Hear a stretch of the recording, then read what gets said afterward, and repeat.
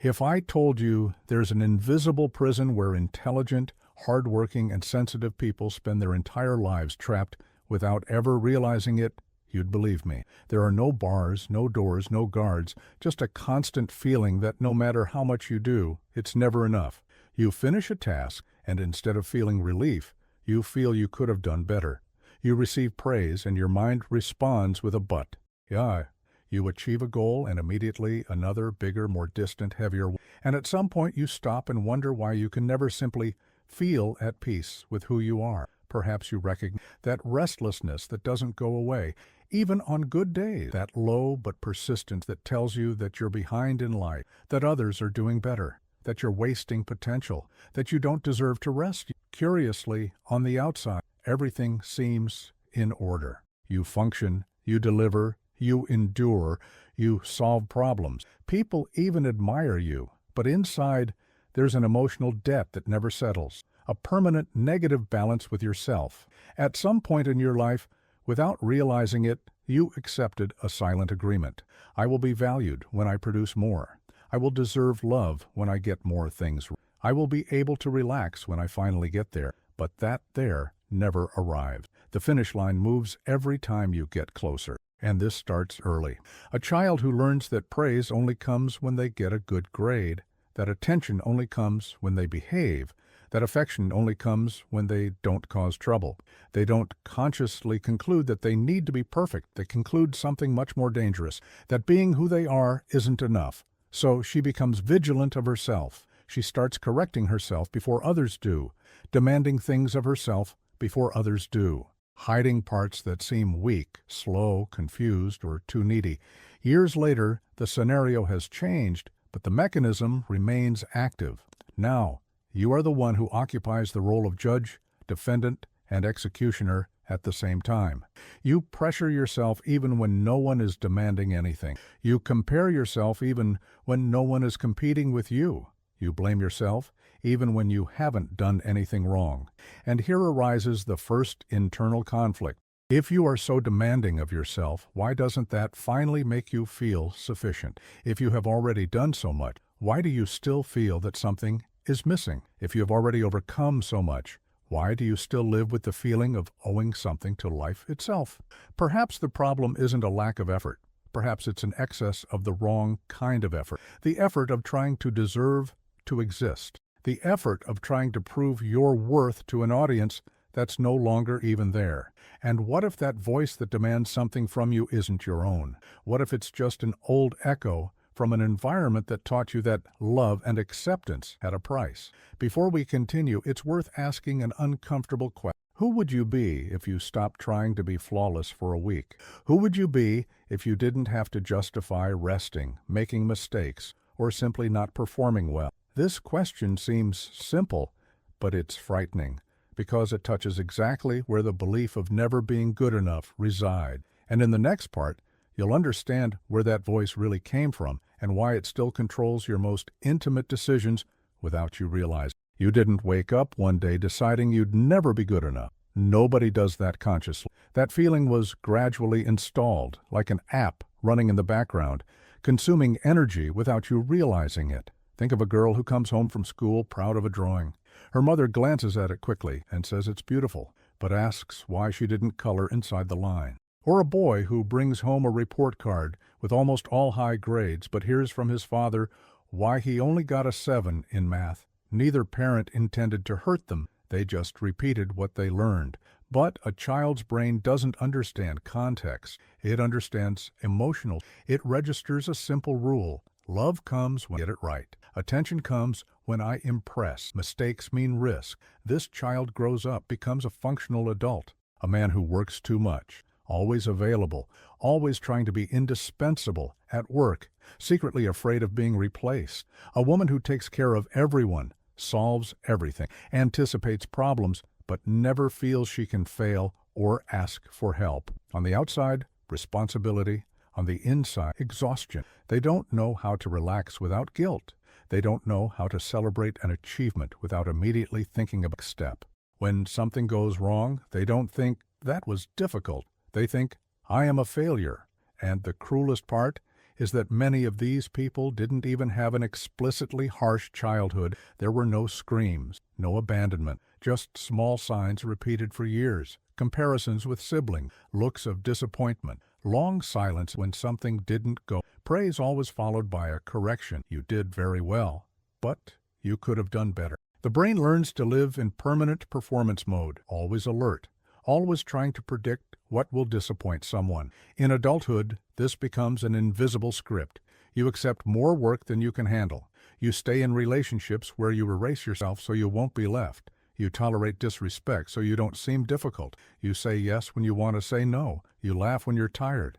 You post a life you don't feel. And at night, when you finally find silence, your mind starts the list. Everything you did wrong, everything you could have done better, everything you still need to prove. Perhaps you recognize yourself in that woman who comes home after a long day taking care of the child and still lies down feeling inadequate, or in that man who never misses, never disappoints anyone, but lives tightness in his chest. Explain. They are not weak. They are too faithful to an old rule that no one has ever revised. Here arises a question that changes everything. What if this internal pressure isn't about who you are, but merely an adaptation you created to survive emotionally in an environment where being yourself didn't seem safe? What if this voice that relentlessly pushes you isn't trying to destroy you, but to protect you from a rejection that no longer exists?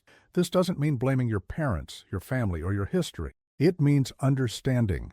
Because only when you understand where this feeling of inadequacy comes from does a glimmer of freedom begin to emerge. But there's something even deeper behind it, something that transforms this self-criticism into a psychological addiction that's difficult to break. And that's what you'll discover in the next part. There's a detail that almost no one notices. This feeling of never being good enough doesn't just survive because of the past. It survives because it still gives you something in return today. Strange to think about, it's true. This internal pressure has become an engine, a psychological fuel. Whenever you feel insufficient, you produce more, please more, strive harder, adapt more. And for a short moment it works. You receive recognition, you avoid conflict, you gain validation, you feel temporary relief. The brain registers this as proof that self-criticism is useful, so it repeats the pattern again and again. This is where a silent emotional addiction is. You're not addicted to success. You're addicted to the relief that comes after mentally torturing. First comes the pressure, then comes the frantic action, then comes the small emotional, and soon after, the emptiness return. The brain learns that attacking generates movement, that punishing generate, and it starts using pain as a motivator. But let me ask you something uncomfortable. Have you ever tried to motivate yourself without hating yourself? Have you ever tried to act from a place of calm instead of despair? Have you ever tried to grow without humiliating yourself internally? If that seems strange or impossible, that already says a lot. There's an even deeper element here, the secret fear of stopping. Because if you stop pushing yourself, who do you become? If you're not always trying to improve, produce, prove yourself, what is your identity? For many people, effort has become their very personality. Exhaustion has become normal. Anxiety has become a responsibility. And the idea of relaxing without guilt seems almost immoral. So you keep running, not towards something, but running away from something. Running away from the feeling of being disposable. Running away from the idea that if you're not useful, nobody will stay. Running away from an old fear that says love is conditional. And here comes the most disturbing pattern break. What if the problem was never your lack of discipline? What if the problem was always what if all this suffering isn't necessary to grow? Imagine a child learning to walk. She falls dozens of times. No one calls her a failure. No one tells her try harder. No one threatens to withdraw love if she learns. The human brain evolves best in environments of security, not constant threat. But you live as if you are always in danger. You live in survival mode in a life that is no longer as threatening as it was when you learned these rules. Your body is in the present. Your nervous system is still. So let me ask you something simple and devastating. Who would you be if you no longer had to prove anything to anyone? Not to your parents, not to your boss, not to the world, not to your. This question is frightening because it dismantles the entire foundation of your current identity. If you're not the tireless, hard-working one, if you're not the one who endures everything, if you're not the one who never fails, the one who's left over, and perhaps that's why you've never felt good enough. Because you're trying to fill an existential void with performance. You're trying to heal an emotional wound with productivity. At some point, living with this constant feeling of inadequacy begins to take a toll that almost no one associates. It's not just tiredness, it's a deeper kind of burnout. Studies on burnout show that more than 60% of people who feel chronically exhausted don't work more hours than others. They just demand more of themselves. The body enters a state of permanent alert. Sleep quality deteriorates. Memory fails. Irritability increases. Pleasure decreases. And even so, the person continues to tell themselves that it's just a phase and that they need to try harder. There's a common story among people who reach their breaking point. A man who spent years being the best employee on the team, always available, always resolving crises, until the day he had a panic attack in the work parking lot for no apparent reason. A woman who was always the strong daughter, the reliable friend, the exemplary professional, and one day she simply couldn't get out of bed. Neither of them was lazy. Neither of them was weak. They just spent too much time trying to earn a value they already possessed. What's most disturbing is that the brain normalizes this state. You get used to living in tension, to living at a fast pace, to living feeling behind. When something goes right, you don't feel joy. You feel relief. When something goes wrong, you don't feel sadness. You feel shame. Gradually, your entire emotional life revolves around performance, and this even changes the way you relate to others. People who feel inadequate tend to accept less than they deserve in relationships. They stay in relationships where they are undervalued because they believe they are not yet good enough to demand more. They try to be perfect so they won't be abandoned. They swallow painful things so they don't seem difficult. And when they are finally left, they don't think, this person wasn't right for me. They think, I failed again. Here's a fact that almost no one knows. Research in clinical psychology shows that severe self-criticism is one of the strongest predictors of depression, even stronger than isolated traumatic events. You learn to talk. So let me ask you something that changes the. What if your problem was never a lack of strength? What if it was always an excess of internal violence? What if you're not tired because you do too much, but because you hate yourself a little every time you don't do enough? Perhaps that's why nothing is ever enough. Because you're not trying to achieve goals. You're trying to escape a feeling. You're trying to silence a voice. You're trying to prove an emotional innocence that no one else is accusing you of losing. If that's the case, then continuing to do more of the same won't save you.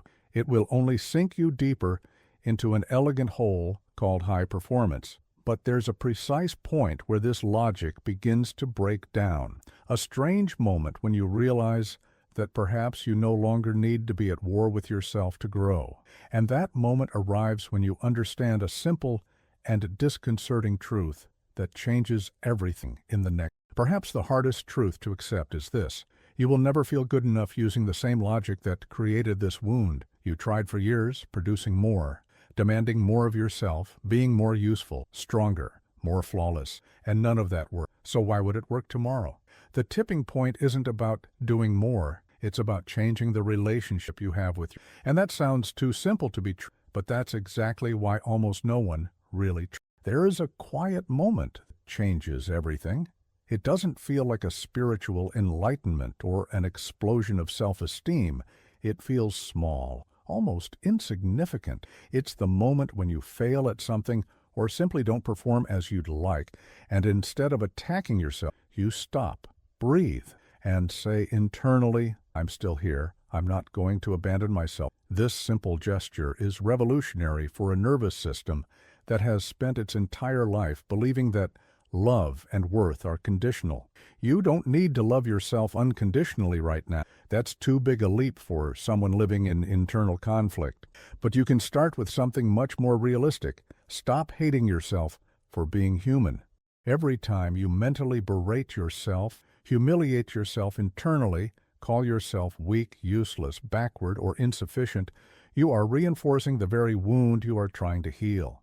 The brain doesn't learn kindness overnight, but it learns through repetition. And each micro-choice not to attack yourself creates a new neural pathway. Here's a truth that almost no one talks about. Self-compassion doesn't make you, it makes you sustainable. People who learn to treat themselves with inner respect don't produce less, produce better, with more clarity, with less anxiety, with less self-sabotage, because they are no longer spending half their energy fighting against themselves. And there's something even deeper. When you stop trying to earn worth, you discover that you already had worth before any performance. This isn't cheap philosophy. This is basic neuroscience. Your brain was born with the capacity to feel worthiness. It unlearned this in environments where love seemed conditional. You're not broken. You're adapted to a world that taught you wrong. So what to do in practice? First, start noticing your inner voice without automatically obeying it. Don't try to silence it. Don't try to argue with it. Just observe. Every time the thought "you're not good enough" comes up, replace it with "this is difficult, and yet I'm still here." It sounds silly. It works. Second, stop using exhaustion as proof of worth. Rest is not a reward for performance. Rest is system maintenance. You don't expect your cell phone to work without charging, but you expect it of yourself. Third, reassess your limits.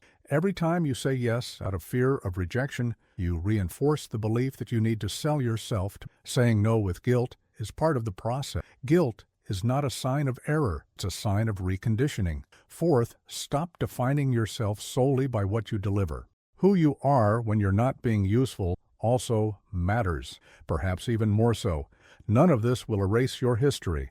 None of this will make that feeling disappear completely. But all of this begins to dismantle the internal logic that has kept you trapped for so long. And at some point, maybe in weeks, maybe in months, you'll notice something strange. The internal ruler starts to descend. The tightness in your chest, the need to prove something all the time weakens. And one day you're going to do something mediocre. You're going to make mistakes. You're going to fail.